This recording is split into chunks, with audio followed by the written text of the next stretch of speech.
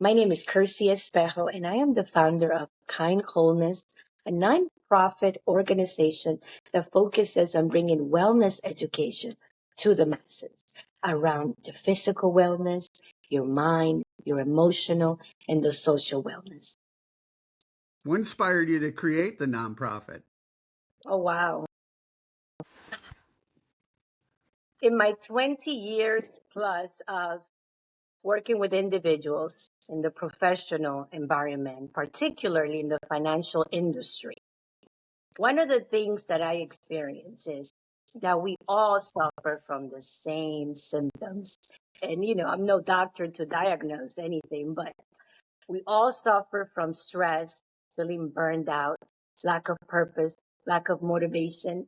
And it doesn't matter our title, how many degrees we have, the positions that we hold in any corporation. It really doesn't matter. We all suffer from the same.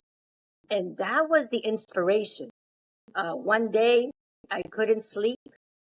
And, when you get that nudge, it's God talking to you. I do believe that anything that comes for good, it's, it's from a higher power, a higher being. I couldn't sleep. I kid you not. I was like, what is it? What is it? And Kind Wholeness came about. It has nothing to do with me. It's not about me. It's really an organization focused on just giving back. That's how that came about. I want to go back to something you said working in finance and, just talking about money stresses me out. How does it affect someone's life working in that industry? Plenty. And it doesn't have to be in the financial industry.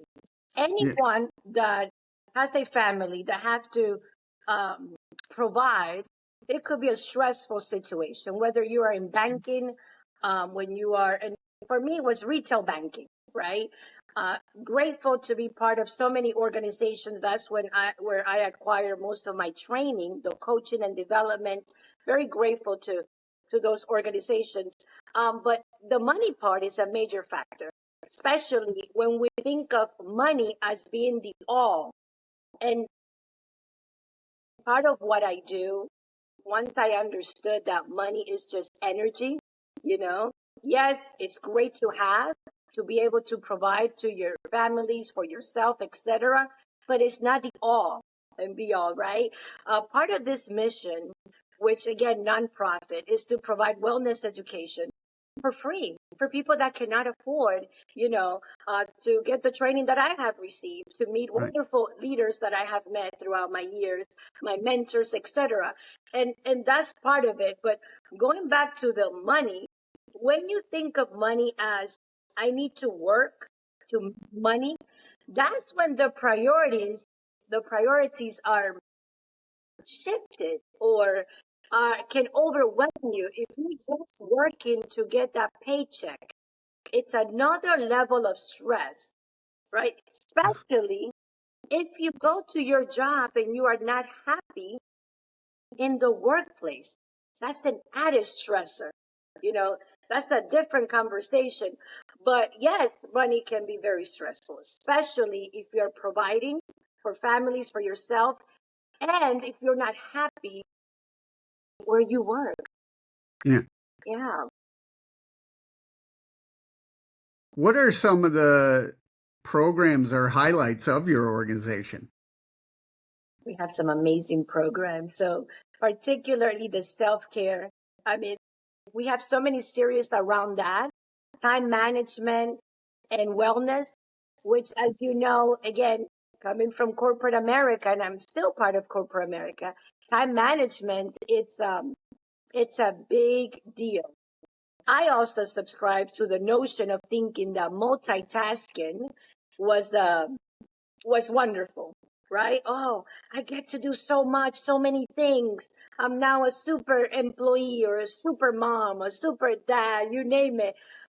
But now that I have learned and continue to practice this wellness, focus, and mindfulness, really multitasking is a myth, right? So that's one of the programs that Kind Wholeness are offering right now. the time management and wellness education, self-care, emotional intelligence, how to nurture it for our little ones, because we talk about our children being the next generation, but we do so little to invest in their well-being. And it all starts with the adults. So Kind Wholeness believes in educating the adults to impact the next generation. So that's emotional intelligence. Setting healthy boundaries around impacting the next generation, because as you know, we're all addicted to the smartphone, to the gadgets, whatnot. So at Kind Wholeness, we want to promote again that wellness from a holistic approach, that there is a way to marry the two, right? We're not saying get rid of your smartphones, but we need to learn to adapt in a way that is going to enhance our lives, particularly around our well-being. Because let's face it, if you are constantly just scrolling and just focusing on that, it can become an addiction. And an addiction, it's hard to undo, if you will. So again, Yeah. it's not about getting rid of the gadgets. It's learning how to marry the two, especially if you want to impact the next generation, because children learn by watching, right, and hearing. And if we as role models are constantly, just paying attention to the gadget, no more eye contact, no more conversations, no more physical touch with a hug, or that, being present. So that's one of the programs. Another programs is, again, we have so many different um, experts within a particular field, like the menopause awareness, or the movement specialist that teaches Pilates and yoga and different movements, because as you know, Kind Wholeness focuses on 4 pillars, which is the mind, the physical, the emotional, and the social wellness that we have forgotten after COVID, as an example. So those are some, to name a few. What is it like helping others? For me, it's really gratifying. Gratifying, as I mentioned, working with many individuals.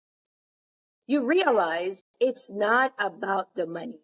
For me, it's about impacting someone's life in a larger scope, right? So yes, I've been in banking, leading branches, leading individuals. But what I learned was when I was having those one-on-ones with those employees, yes, we were talking about work, but I learned that those behaviors that I was teaching in the banking field, they could apply it to back to their homes, to their families, to their communities.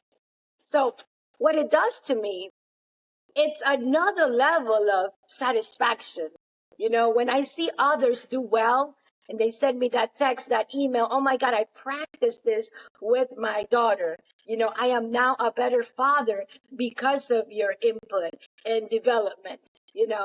I am now able to work out a little bit more because of your time management expertise and what you have, taught me to bring about in my day-to-day, because it is possible to bring wellness in your day-to-day routine. You see, many times we wait for a vacation, right, to be able to enjoy life. But I mean, right now I'm in South Florida. We have the beach. We Yeah. have the beautiful, places. It's like paradise. But what do? We wait for a vacation. And some of us have worked so hard to get that vacation break that once we are in that space of vacation, we get sick. Why do you think we get sick? Because it was too late. Our bodies, Yeah. it's too late. Our bodies is telling us, you're burned out. Just rest. So whatever you had planned during that vacation, you end up not doing, because your body is simply telling you to rest, right? But imagine if you can rest throughout your day, throughout your week. So going to that vacation is just an enhancement to your well-being. A lot of times we come back from a vacation and we have the flu. Now we have to call out sick. Do you understand? So if we don't adopt these wellness tips, you know, this self-care that we promote here at Kind Wholeness, if we don't adapt this now, all we're doing is making matters worse. Yeah. Or sometimes we wait for that doctor's note that tells us you now have arthritis, you now have high cholesterol, you now have well, you can see back pain, you know. But we're not moving in our day to day. And I'm talking about intentional movements like stretch. What about hydrating? These are the things that we forget because we are so much in our day to day. And a lot of it, and that's when I'm doing one-on-ones with individuals, I help them realize that it's deeper than just, okay, I forget to drink water. But during the deconstructing and the conversations and the work, we find out that it's really from our upbringing, right? Particularly if you're a minority female like myself, you are taught to just work, work, work. Or if you're a parent, God forbid if you take a break in the middle of the day, because you have to provide for your children, for your family. So you are no longer a priority, you know? You have to wait 6 months or 3 months to go on that vacation that I was mentioning, right? So it's a lot to do with our conditioning as well. You know, we're taught to just do versus pausing, being. One of the things that I promote is if you work from 9 to 5, right? Maybe at 4:30, pause and reflect. Reflect, look at your schedule for the next day. You know, find out what meetings you have the next day as an example, right? Find out if you need to now call a friend or a cousin to pick up your child because you're not going to make it on, in time for dinner as an example. Because asking for help is a sign of strength. But again, in my culture, we're taught to asking for help is a sign of weakness. So that's another conversation. So, it's more than let's get the app to remind us to hydrate or to stretch. But if you don't do the work in understanding why you're not putting yourself first, why this is not a priority, why you're just getting sick every week, there's a reason for that. So at Kind Wholeness, we do things to prevent the doctor's note, to prevent popping pills. If these are some things that you can do on a day-to-day, why not? Why not? Yeah, I talk to nonprofits in the mental health field, and they talk a lot about the big picture or policy. But as someone who I live with bipolar disorder too, and with lived experience, I'm thinking more of the smaller things like making sure I get out of bed and not be depressed, or when I hear a negative comment, make sure it doesn't ruin my day. Yeah. So how important is it to focus on the little things as opposed to just the big things? 100%. And I want to commend you for the work that you do Oh, because thank you. precisely you have identified your purpose, right? And your purpose is to give back. That automatically having a sense of purpose, will allow you to get up in the bed, out of the bed, will allow Right. you to think, wait a minute, I have to show up for my communities, for my families, for the people that I serve. So if you follow Kind Wholeness, there's a video about finding your purpose. And we talk about the little things that you mentioned.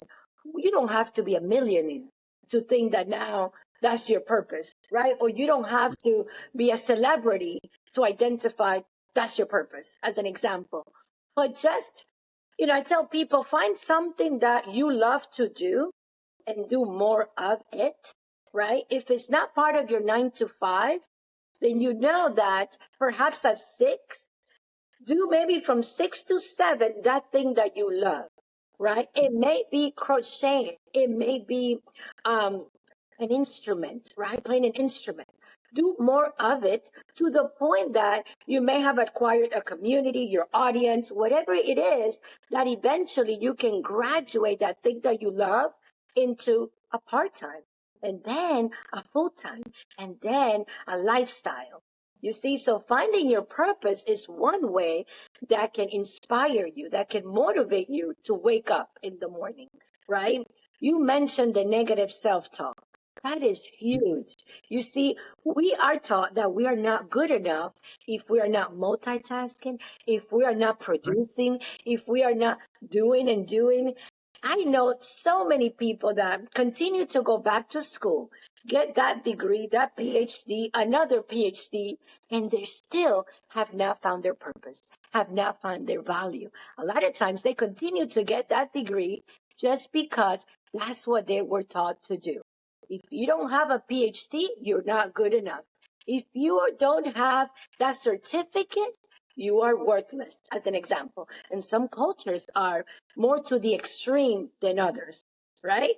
So that is how we're able to help. That negative talk, and we do it in the most subtle ways. Oh my God, I forgot to reply to this email. Oh, I'm terrible. The moment you say that to yourself, that is what you're manifesting, that you are terrible. So Yeah. we practice just pausing, right? And having that schedule, and again, that time management to take control of your day to day, not let your day to day things take control over you.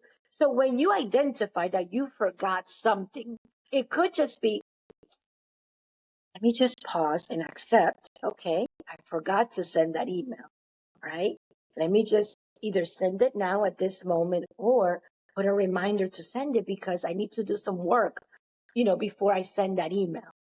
So don't beat yourself up because you forgot to do something, because you forgot to send that email to your kid's teacher, as an example, or you forgot to follow up with an important client. Own it, right? Apologize and move on. Move on from that. But to make yourself feel like you're lesser than, or that you're not good enough because you forgot a simple task, all you're doing is hurting your inner self. And we don't need that. We need to be our biggest cheerleader. We need to show up for ourselves first before we can show up for other people. And this is a skill that we were never taught. So that is what kind wholeness is about, providing you with little skills, little behaviors, or activities, or habits, whatever you want to call it, to impact your well-being. And that's so relatable. Everything you were saying in my head, I'm like, yeah, that's me. That's what I do. I need to do better at that. We all need this, right? I am no better than the next person, right? I need it more than you. And I found my purpose, my passion, Yeah. which allows me to wake up in the morning, which allows me to not beat myself up, that it's okay to make mistakes, that it's okay to be humble, that it's okay to honor, myself and not let the ego take over me, Yeah. right? Because when we're trying so hard, when we get so disappointed, it's the other self that's causing us to produce that negative self-talk, right? It's not us because we come from a good power, right? We come from the creation, the creator. God made us to be great. So when we hear that negative self-talk, it's the ego trying to get in. So by doing these activities, such as exercising routinely, right? Connecting with friends and family, you know, that would help with that negative self-talk, with all the feeling burned out, the stress, the anxiety. One thing that we promote is the volunteer work, which is aligned with the social wellness. Because when you are volunteering, you are connecting with new people. You are giving back, which it gives you a sense of self, a sense of purpose, a sense of belief that there's more than the 9 to 5 if you're not happy with your 9 to 5 job. There are ways to overcome those feelings, but you have to determine when you're ready. I talk to many people and I know when the person is not ready. How do I know that? They make all of the excuses on the planet. And that's okay. I just sip it, pray for them, and allow them to be. When they're ready, they reach out and I welcome them, right? No judgment. This is not about getting mad at, our ancestors, our parents for not teaching us this skill. I'm grateful to my family, right? And all of the heartaches that I endure because it made me who I am at this moment. It shaped, this work that I'm putting out. So it's not about judging. It's not about blaming. It's about accountability. So that's when I know that the person is not ready. The moment they make excuses, and it's never their fault, right?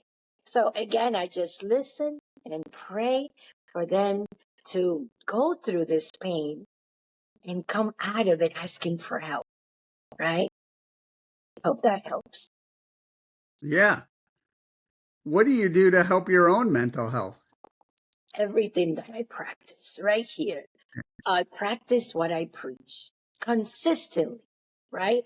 Yes, if I did not make it to Pilates in the morning, I'm going to move my calendar around, move things around to make sure that I work out at least 45 minutes a day. Now, granted, if I'm not able to do the 45 minutes, it's okay to do the 5 and the 10. But me personally, I like to be in a group. So I go to a class. That works for me. But me getting a machine in my house, it doesn't motivate me, right? But everyone is different. You may get a, Peloton or whatever machine that people use these days, and that helps you. But for me, it's that group class, right? Also the volunteer work. This helps me with my mental and well-being overall, right? The coaching sessions that I do, because as I said, when I give, I'm receiving. Just as I'm sharing, I'm learning. So it's that spirit of always being open and flexible to learn. That helps my mental health. Just being with friends and family, protecting the circle of people that care about me, right? Because people can say, yes, I'm your friend just in the social media, but it's important to honor and take care of your close circle. And sometimes what do? We don't have time. We have to produce some level of event to meet with your friends and family. And I tell people, if you have time to pee, you have time to make that phone call. So if your company, most companies give you an hour lunch. What you choose to do with that hour is totally up to you. Perhaps do 30 minutes you eat or 30 minutes of workout and then 10 minutes to eat. 5 minutes to make that phone call to vent. Venting is healthy, right? Or just to check in. You don't have to wait for a Saturday or a holiday to connect. But in our minds, we tell ourselves we're too busy, which, by the way, I have removed the word busy out of my vocabulary. So that's something that I practice, right? One of my biggest and second Bible is the Four Agreements, right? This amazing book that it was given to me when I was in my 20s.